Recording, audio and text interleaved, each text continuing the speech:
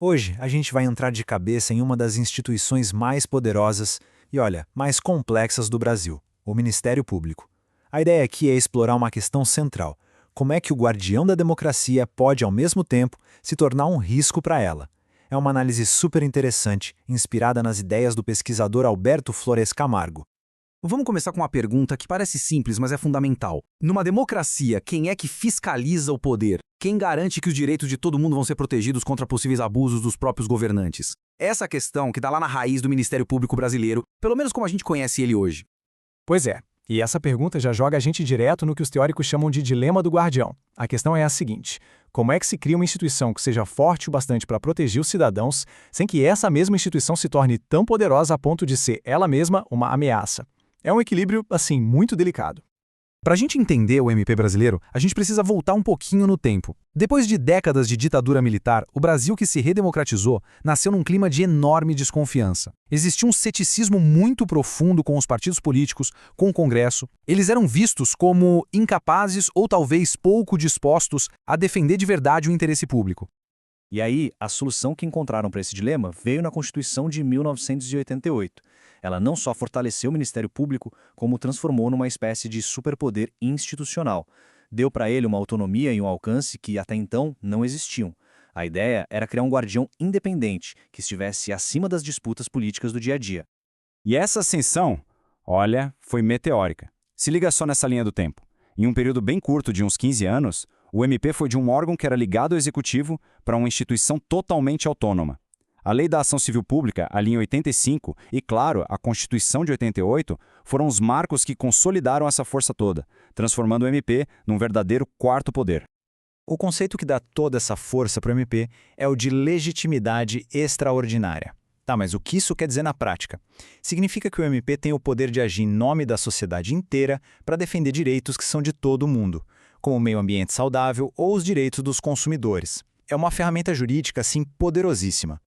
Mas, como quase tudo na vida, todo esse poder tem um lado B. E é aqui que a gente entra na principal crítica que essa análise apresenta: o efeito colateral, talvez não intencional, dessa força. Um fenômeno que foi batizado de voluntarismo político. Então, o que é esse tal de voluntarismo político? É a tendência de alguns membros do MP de se enxergarem não apenas como aplicadores da lei, mas como os verdadeiros agentes do povo. Eles passam a atuar como se tivessem um mandato para representar moral e politicamente a sociedade, sabe? Indo muito além da sua função puramente jurídica. E por trás dessa atitude existe uma premissa um tanto quanto paternalista. É a ideia de que a sociedade civil, as associações, os movimentos sociais seriam de alguma forma frágeis ou incapazes de lutar pelos seus próprios direitos. E aí o MP precisaria assumir esse papel de protetor, quase de um tutor. Para ilustrar esse risco, a fonte que a gente está analisando traz uma analogia que é, sinceramente, brilhante. O Ministério Público, quando age com esse voluntarismo todo, pode se tornar um colete salva-vidas de hipertrofiado. Pensa bem nisso. Um colete salva-vidas é essencial numa emergência, num naufrágio. Ele protege. Mas, se esse colete for grande demais, rígido demais, ele impede que a pessoa aprenda a nadar por conta própria. A proteção acaba virando tutela, e a autonomia da sociedade civil pode ser, literalmente, sufocada. Ok, então como é que se resolve esse impasse? A análise propõe um modelo para pensar essa questão que é baseado em duas lógicas que precisam estar em equilíbrio o tempo todo, a da precaução e a da otimização. Esse slide aqui ilustra a diferença muito bem. O constitucionalismo de precaução, que é a alma do MP, foca em evitar abusos. É tipo um freio ABS, sabe? Feito para emergências. Já o de otimização, ele busca equilibrar esse controle com a eficiência. Não basta só frear, é preciso calibrar os freios para o carro, que no caso é a democracia, poder andar de forma segura e eficaz.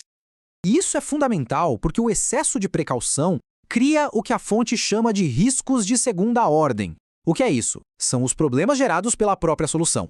Um MP que é excessivamente cauteloso pode acabar paralisando políticas públicas legítimas, bloqueando a governabilidade em nome de uma proteção que foi exagerada. Tudo isso nos leva ao conceito final, que amarra essa discussão toda, o tal do trade-off democrático. É a troca, a negociação constante que a existência de um MP tão forte impõe para a democracia.